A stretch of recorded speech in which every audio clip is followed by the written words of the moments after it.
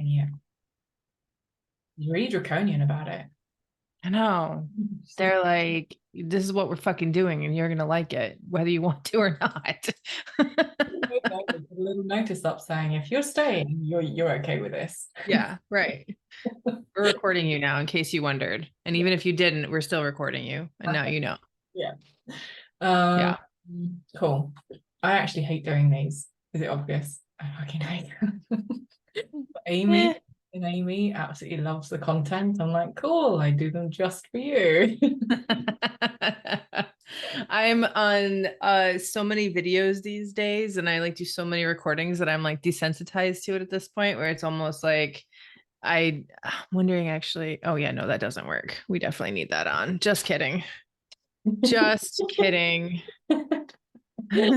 Yeah. It's normally a lot brighter, but it's well, it was raining all day. It was raining all morning, so it's like overcast here, which is one of like 10 days that happens in Florida. Yeah. And so I'm like, well, I guess I need my ring light today because this is not going to work. So if I get but it's up above, so you can't see the reflection thing in my glasses. Yeah, yeah. So you just see the blue light from the screen reflecting back. We have one of our 10 sunny days here today, so I've just got glare and there's nothing I can do about it because if I put the blind down, it's not a blackout blind, but I then look like somehow on the inside of a strip club. I mean, that might make it a little bit more of an interesting exchange. Like actual photographic evidence coming out that that's genuinely what my office happens to look like. Like I've got a side hustle and I'm standing under my neon sign, and when it's on, it looks like I'm standing as a bouncer, a really bad bouncer outside my strip club. I don't own a strip club. I now kind of wish I did. I don't know. Your dog's gonna come in with like a tenner in its mouth and like He'd make just so much more money than shove it in your pant band. he'd be the star attraction, honestly. That's it. Poncho will come up. Like it's gonna be a great recording today. Absolutely great. My best one. Yeah, I'm already happy with this. Cool. Yeah, good content so far. I'm not usually pretty good for that. This is No. all staying. What kind of interview would it be if I didn't talk about strip clubs and dogs bringing you money in the middle of it? Like, this is very on brand for me. I just want you to know that, like, very on brand.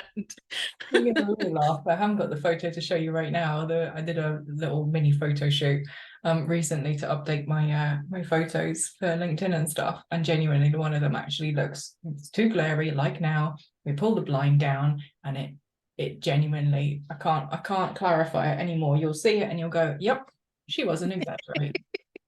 It might come out in like a day or two. So that's it. Back to topic. We're not strippers, just for clarification. Not in real life. Nothing wrong with it, but no, it's not what we do. No, side or main hustle, not me. Back to software and digital transformation, I suppose, which is the actual topic of this one, although this one might change. LinkedIn Heather, the actual LinkedIn Heather and Andrea talk about strip clubs. On brand. Top tip: alienate your audience, Andrea. Or bring in the right people. I'm so hoping that happens. I have this on the opening slide as well, but I always preempt it anyway, or just preface it rather than preempt it.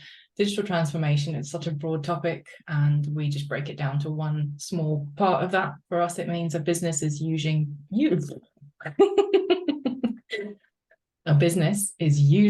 digital tools and technologies to streamline and improve its operations, create new products and services, or better meet the needs of its customers. And I can't say that sober, never mind after 2 cocktails. So for us, in its simplest terms, it means putting in and using the right software. I've done an intro to me. Heather, can you please introduce your stripper self? My stripper self is a professional cat herder, and that is my stage name. I use that term in humor, but it really is kind of an accurate representation of what I do. If you've ever tried to herd cats, it's impossible. They have a mind of their own. They do what they want. They don't listen. And then they figure it out when it's a little bit too late. And that's kind of like what I do in my business and also in some senses with my clients. I actually run an operations firm. So I have an agency that does operational management for those creatives, marketing industry, people within that space. Pancho is my sidekick. As you can see back here, he's got one leg up. He's getting ready for the pole to come down. Yeah, exactly. So yeah, we're an ops agency. We work with creatives, marketing folks, social media managers, copywriters, email marketers, anybody who's interested in growing and stabilizing their business. And we intersect, Andrea, from the tech piece, because a lot of what I do does center around tech. People, processes, and tech is the stuff that we focus on specifically with our clients. And then just provide them ongoing day-to-day support as needed for as long as they need. And a lot of the other overlap for us is the creatives as a target market. I worked with creatives for the last 6 years, I want to say. I worked with Boots creative team, which ended up, it's when I started with them years ago, they were one brand, and then because they got the Soap and Glory got bought out by Boots, Boots got bought out, and it ended up being that one team ended up managing 21 brands when I finished working with them. I don't even know how many now. And I have such love for the creatives. I used to love going into the offices. You walk in and you can taste the energy in the air. It's really delicious. I love it. Yeah, for sure. It's one thing everyone should know about you, but probably doesn't. I mean, are we looking for like fun fact, or are we looking for like relevant fact? Fun. I have 3 different colors in my eyes. Normally it's called oh my gosh. I forget what it's called now. Anyway, my right eye is blue and my left eye is green and brown, which you can't tell because I have the glasses on. But yeah, naturally everybody likes to compare me to the Huskies that have the 2 different color eyes. I'm like, thanks. That's I love dogs, so I'm gonna take it as a compliment. LinkedIn Heather, the LinkedIn Heather, and the one that looks like the Husky.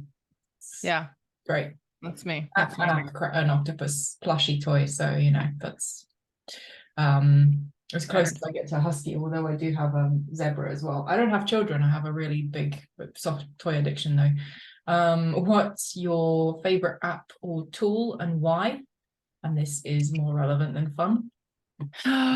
So from like a business continuity perspective, I'm really partial to project management tools because I herd cats, and this is how you herd them. Like you get them all in one location to give them everything that then shoots out that they can work with. And specifically the one that I'm partial to is ClickUp. The reason why is because it's attainable for small businesses. It's not like massively cost prohibitive like Microsoft Projects is, which is more of like an enterprise level tool. But yeah, it's and the other piece about it is that I do a ton of dev work on it, so they're constantly coming out with like new features, new enhancements, refining. It's just it's a really nice small to medium sized business tool. Yeah, that's what I would say my favorite tool is. Nice. Second would be my calendar, honestly, because like I live in GCal, so you're just copying what I've written down, aren't you now? Absolutely. Yeah. I just want to be like you when I grow up. That's all. It's not an aspiration anyone needs. Yeah, I actually live on my calendar. So and if it doesn't tell me where I need to be, that's a problem. We've explained what digital transformation means for us, SaaSy, and the work we do. What does it mean for you, plural? So typically for me and my clients, it has a lot to do with optimizing people and how they work with the business. And most times when I come into working with clients, they'll have kind of like what I call a Frankenstein tech stack, where it's like everything is everywhere and it's like relying on a human to move this, that. Yeah, like Frankentech is usually what I find. So that's what the tech stack is at the moment, because it's just to the back of the queue. But yeah, I feel like yeah, you're welcome. Seen or Attacked is a game that I like to regularly play, honestly. 9 times out of 10, it's like a split, even 50-50 on both sides. So yeah, Frankentech is a lot of times what I find with like my clients. And so when I think about like digital transformations, it has to do with how they set up their business digitally and technically speaking, so that it's like not just has like a good UX to it, but also is like intuitive. Because that's the piece that I think a lot of techies kind of miss, Mhm. is that how does that actually integrate with the operations? And you can build something all day long that's like fancy and has all the tools, again, thinking about like a ClickUp here, but unless you make it intuitive and actually a value add to the user end, good luck getting people to use it, because it's just going to be Exactly a that. Yeah. fancy little star on the top of the tree that nobody's going to actually touch. Like, Yeah. I think it's so undervalued, or it used to be anyway a few years ago, and I think some companies and people are definitely still catching up with that notion. yeah, An old boss who loved spreadsheets and didn't really understand the value of clean user interface and what that yeah, meant for user uptake, because he took it as read that if the tool does everything that they needed to, that's enough. And it's not anymore, because people are just information overloaded. I know I look at a yeah, screen, and even if I know what I'm supposed to be looking at, or I'm so put off if it doesn't have that intuitive factor, for sure. yeah, yeah, definitely. Do you want to give us an example of something that's either gone well or not well, or do you want to, what cats have you heard? Did you want to tell us about? Um, I think a lot of people focus on, especially in these kinds of conversations, like what goes well. I'm actually going to do the opposite and focus on a project that didn't go well. And it's interesting because, typically I'm like going on year six right now of running my agency, and I'm pretty good at screening at this point. Like for the most part, I get in clients that are a great match. Like that's why my LinkedIn profile is written the way that it is. That's the reason why I do my own content, because I don't really bullshit, and I'm just kind of, this is who I am, and all schemes or all areas of my life. um and I had a client that came in that was all markers of a good client, Okay.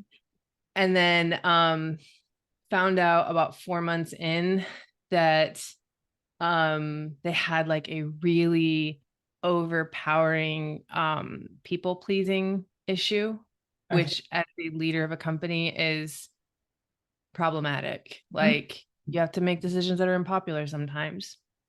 And we were doing a complete overhaul of like processes, programs, tech, like implementing ClickUp, bringing in like all of these kind of automations and processes and things that they wanted to do to be able to grow the business, because they're at kind of like this crunch point of um maxed out. Like you can't do any more with the hours in your day. So you have to look at automations, you have to look at streamlining, you have to look at all these different things. And there was friction from the staff on wanting to or not wanting to embrace some of the changes that came in. And that friction, which is interesting because it wasn't even about the tech, it was about the people Okay. behind it all. Yeah. And because the leadership team um embraced it initially, and then wasn't able to find the right bend of kind of like bringing their team in a partnership perspective, and like kind of addressing the challenges and the issues of bringing in new tech. So typically, like when you bring in a new process or a new piece of tech, you want to find the early adopters, Mhm. right? This is not a new concept. So you just kind of find the people that are willing to go out there and try something new. And they did the opposite of what we advised, and they went out and they found the people that were the most resistant and trying to get Oh. them on board. We were Oh. just, what are you doing? Oh.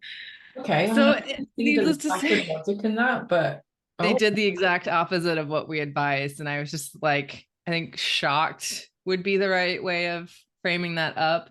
Um, and they ended up dialing the whole thing back. They ended up just taking 4 months of dev work and saying, it's not going to work for us. And Oh, we said, okay. okay, That didn't work out. really unfortunate. Like, and that again kind of goes to show that the leadership has to really be there to implement change. Like, you have to know who your people are that are going to embrace it, and then look to affect change as like a wave, like do it through stages and waves and bringing it in step by step by step, instead of going to the most resistant people with the most robust piece of the project and saying, here, do this. and then kind of letting that almost poison the rest of the staff. Yeah. But it was a good lesson for me too, because now I don't take clients like that anymore.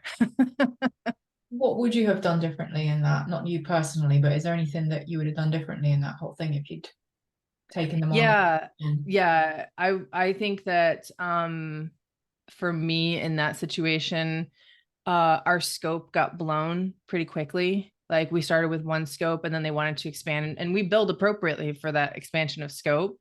But I think that I would have been a little bit more methodical about the expansion of the scope instead of saying, okay, if this is what you want to do, we'll go for full force, and understanding that there were team members that were resistant to change and saying, let's not do, full acceleration, go forward just because you're excited about it right now, and have recognized, I think from my side, that bigger is not always better, especially when you have team members that are resistant. Yeah. And especially when team members that are resistant are in parts of the leadership realm, like that's challenging, right?